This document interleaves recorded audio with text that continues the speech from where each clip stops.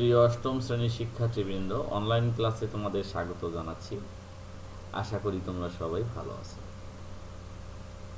আমি আজ তোমাদের কৃষি শিক্ষা তৃতীয় অধ্যায়ের উপর একটি সৃজনশীল প্রশ্ন দিব এবং সেই প্রশ্নের সমাধানও দেওয়ার চেষ্টা করব। তাহলে আমরা সৃজনশীল প্রশ্নের উদ্দীপকটা দেখে নিব প্রথমে, এবং এরপরে আমরা এর জ্ঞান, অনুধাবন, প্রয়োগ ও উচ্চতর দক্ষতার যে প্রশ্নগুলো থাকবে সেইগুলোর উত্তর প্রদান করব। তাহলে প্রথমে দেখে নিচ্ছি আমরা আমাদের সৃজনশীল প্রশ্নের উদ্দীপক। দেখো, চ দ্বারা চিহ্নিত করেছি ড্রামে বা পাত্রে রেখে সংরক্ষণ করা যায় এমনই একটি বীজ।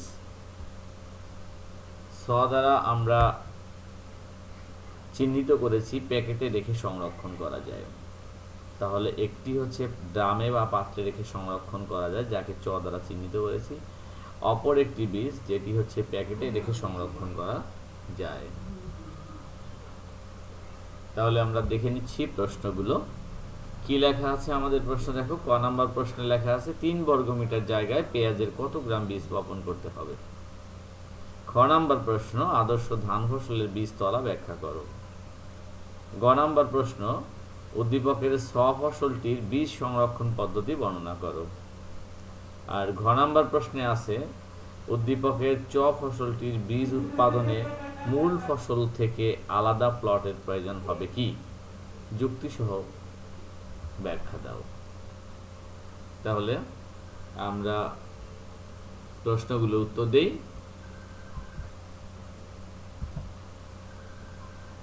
দেখো, 2 নং প্রশ্নের আমাদের যে সৃজনশীল প্রশ্ন তার ক এর উত্তর, 3 বর্গমিটার জায়গায় পেঁয়াজের বীজের পরিমাণ কত সেটা আমরা এখানে উত্তর দিয়েছি। দেখো, 3 বর্গমিটার জায়গায় পেঁয়াজের 18 থেকে 24 গ্রাম বীজ বপন করতে হবে। এবার হচ্ছে খ নাম্বার প্রশ্ন। খ নাম্বার প্রশ্নে কি লেখা আছে দেখো, প্রতিটি বীজতলার আকার হবে 9.5 মিটার বাই 1.5 মিটার এবং খুঁটি থেকে তা চিহ্নিত করতে হবে।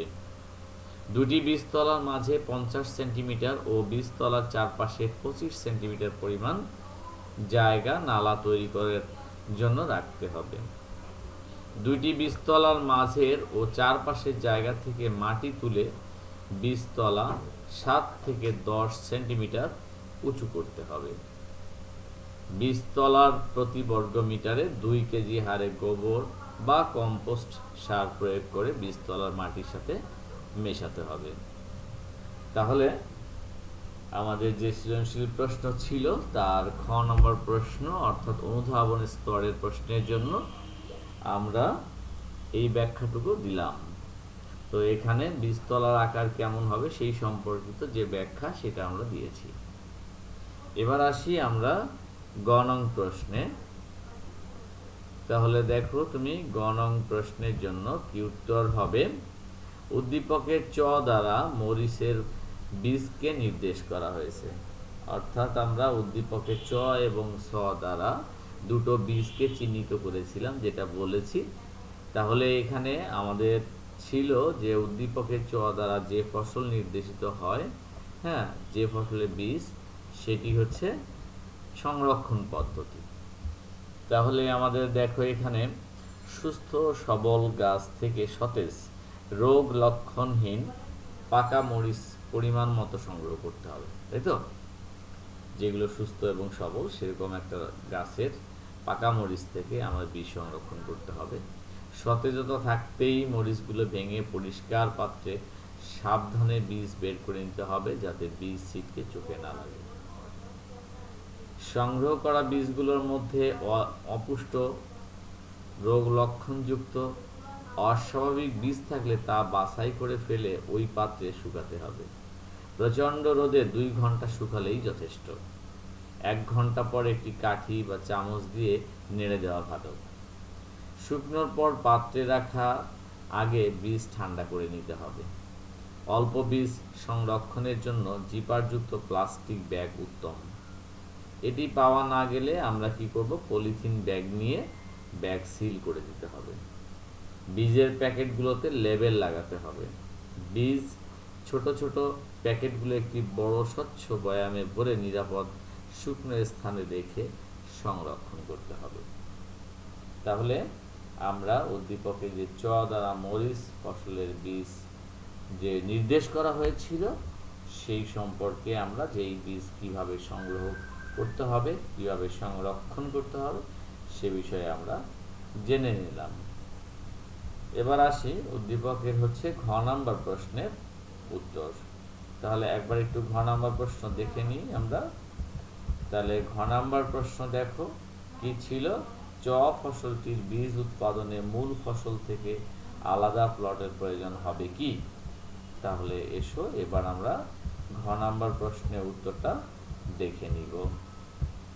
তাহলে ঘ নাম্বার প্রশ্নের জন্য আমরা কি করেছি দেখো, আমরা ঘ নাম্বার প্রশ্নের জন্য লিখেছি হ্যাঁ, চ ফসলটির বীজ উৎপাদনে মূল ফসল থেকে আলাদা একটা প্লটের প্রয়োজন হবে, কেননা ধান বীজ উৎপাদনের জন্য মূল প্লট থেকে ভিন্ন প্লটের প্রয়োজন হয় এবং চ দ্বারা ধান বীজকেই নির্দেশ করা হয়েছে।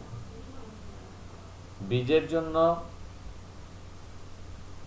জন্য ধান পৃথক পটে বিশেষ পরিচর্যা উৎপাদন করা ভালো।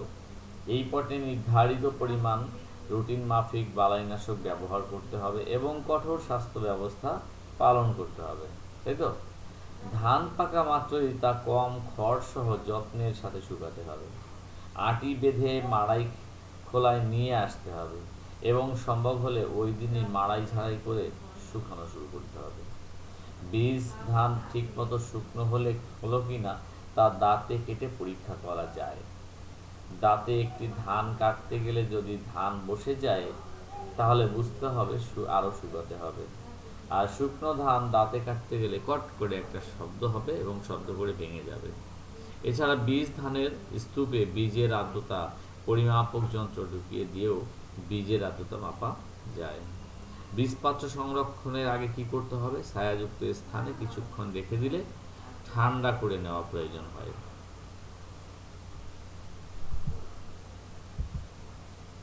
বীজপাত্র পূর্ণ করে বীজ রাখা ভালো।